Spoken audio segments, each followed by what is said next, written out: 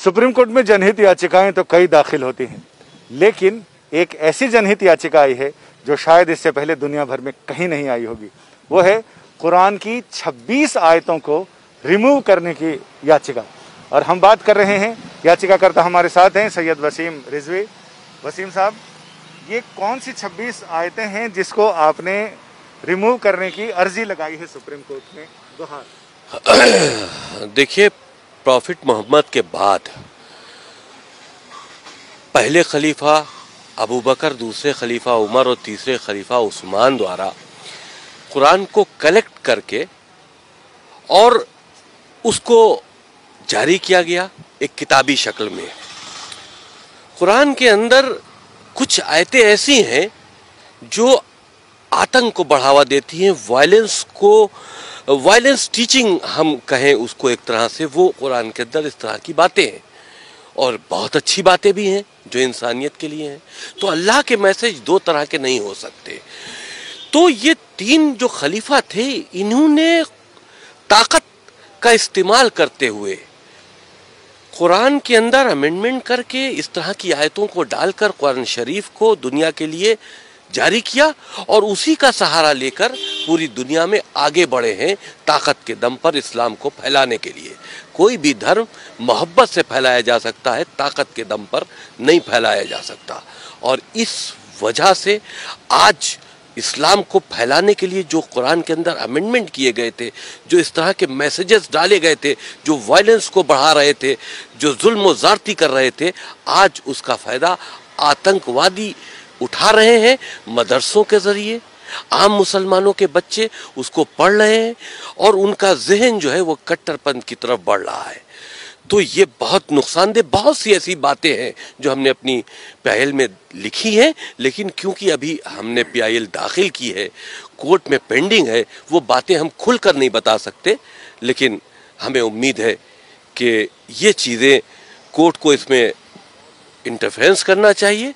हमारी देश की सुरक्षा से जुड़ा मामला है। इन 26 आयतें जो वायलेंस की टीचिंग है इस्लाम के अंदर, जो पूरी दुनिया में आतंक का सबब बनी हुई हैं, इनको कुरान से रिमूव होना चाहिए। आपको लगता है कि कोर्ट ऐसे संवेदनशील मामले में, जिसमें एक फेथ से जुड़ा हुआ मामला है, उसमें मुदाखलत करेगा? ये मामला फेथ से जुड़ा नहीं है। फेथ से जुड़ा हुआ होता है इंसानियत का मामला। किसी का कत्ल कर देना फेथ से जुड़ा मामला है। आप अगर इसको फेथ से जोड़ लेते हैं तो हमको इजाजत दीजिए कि हम काफिरों का कत्ल कर दें। तो ये फेथ से जुड़ा नहीं है, ये वायलेंस टीचिंग है। ये एक तरह से आतंकी गतिविधियों में मुसलमान बच्चों को लिप्त करने की बात है और उसका सहारा कुरान मजीद से लिया जा रहा है। बहुत सी अच्छी बातें हैं कुरान मजीद में। हम तो कहते हैं कुरान मजीद को हम बैन करने की बात नहीं करते। उसके अंदर जो वायरस खलीफाओं ने डाला है इस्लाम को आगे बढ़ाने के लिए ताकत के दम पर, उसको रिमूव करो, क्योंकि आज उसका गलत फायदा उठाया जा रहा है और मुसलमान बच्चों को आतंकवाद की तरफ लिया जाया जा रहा है। तो आपको लगता है कि जो किसी जमाने में इस्लाम की ताकत के बल पर इस्लाम को फैलाने की बात की जा रही थी, आज वही इस्लाम को कमजोर कर रहा है? जो बुनियादी शिक्षाएं हैं इस्लाम की इंसानियत के भले के लिए, जाहिर सी बात है, जिस वक्त ये कुरान के अंदर अमेंडमेंट करके इस तरह के अल्लाह के नाम से मैसेजेस डाले गए जो हमने चैलेंज किए हैं, उस वक्त तो उनका मकसद यही होगा कि हम इसको अपनी ताकत से जोड़े। अल्लाह के मैसेज के नाम पर जिहाद क्या है? ये उस वक्त जिहाद था कि इस्लाम को फैलाना था।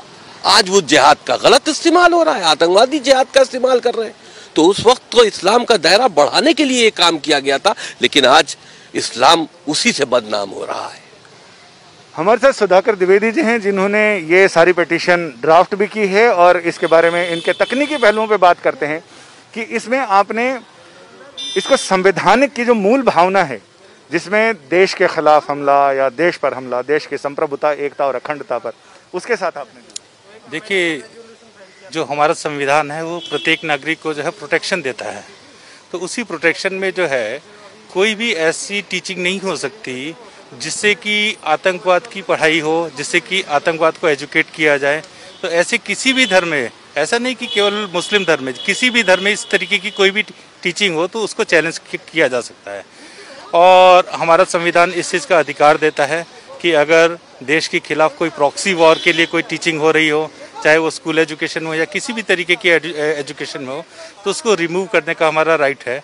और दूसरा है कि इस्लामिक आतंकवाद इसमें सबसे ज़्यादा आगे जो है रहा है शुरू से पूरे विश्व में, और उसका सबसे ज़्यादा भुक्तभोगी जो है वो हिंदुस्तान रहा है।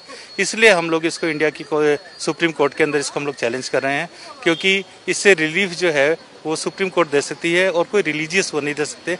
और इसमें कोई रिलीजियस इशू नहीं है, ये कोई धार्मिक उसको हमने कोई चैलेंज नहीं किया है। हमारा केवल इसके अंदर जो मेन ग्राउंड है वो यही है कि कोई भी ऐसी टीचिंग जो आतंकवाद को बढ़ाती हो, जो ह्यूमैनिटी के लिए खतरा हो, उसको रिमूव किया जाए। कुरान एक बहुत अच्छा ग्रंथ है, उसकी जितनी पॉजिटिव चीज़ें वो ज़रूर पढ़ाई जानी चाहिए, लेकिन जो चीज़ें इंसानियत के खिलाफ हो उनको रिमूव करने के लिए हमने इसमें प्रेयर की। आपका बहुत बहुत शुक्रिया। अमूमन इस तरह की याचिकाओं में कोर्ट ये कहता है कि आप अप्रोप्रिएट प्लेटफॉर्म पर इस मामले को लेकर जाएं और वहां अपने सबमिशंस दें। इसी को देखते हुए याचिकाकर्ता ने पहले ही देश के 57 ऐसे रजिस्टर्ड इस्लामिक संगठनों को इस याचिका की प्रति भेजी और उनसे ये कहा कि आपका जवाब इन 26 आयतों पर क्या है, जवाब अभी तक मिला नहीं है। लिहाजा ऐसे में उम्मीद की जा रही है कि अगले हफ्ते शायद ये मामला सुनवाई के लिए सुप्रीम कोर्ट की चौखट पर पहुंच जाए। कैमरामैन अनुराग सक्सेना के साथ संजय शर्मा, दिल्ली आज तक।